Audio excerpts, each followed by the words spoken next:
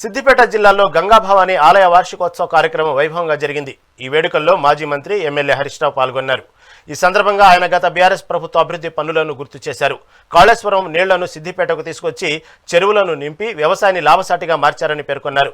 ఉచితంగా చేప పిల్లలను విడుదల చేశామని, దాని ఫలితంగా సిద్దిపేట చేపలు కోల్కతా వరకు వెళ్తున్నాయని తెలిపారు. సిద్దిపేటలోని ఫిష్ మార్కెట్ రాష్ట్రానికి ఆదర్శంగా నిలిచిందన్నారు.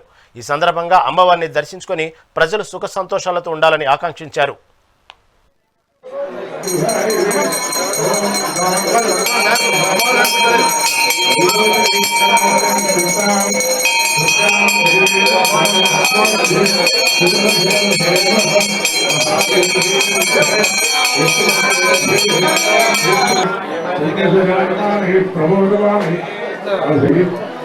ప్రతి 5 ఏళ్లకోసారి ఎంతో అద్భుతంగా ఈ పండుగ మీరందరూ కూడా జరుపుకుంటూ ఉంటారు. మరి మీ అందరి కోరిక మేరకు ఈ దేవాలయాన్ని అభివృద్ధి చేయడం, పక్కనే మంచి ఫంక్షన్ హాల్ కూడా ఒకటి నిర్మించి ఇచ్చాం. మీకు కోమటి చెరువును కూడా ఎంతో అద్భుతంగా అభివృద్ధి చేసుకున్నాం. పక్కనే ఫంక్షన్ హాల్ అభివృద్ధి చేసుకున్నాం, దేవాలయాన్ని అభివృద్ధి చేసుకున్నాం.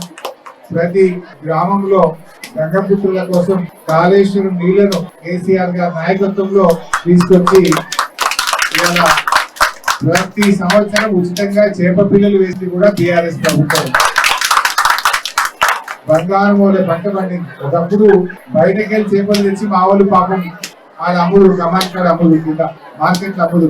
కానీ ఇప్పుడు మన చేపలు విజయవాడకు పోతున్నాయి, మన ఇక్కడ నుంచి కలకత్తాకు పోయేది, పంట పండుతున్నది.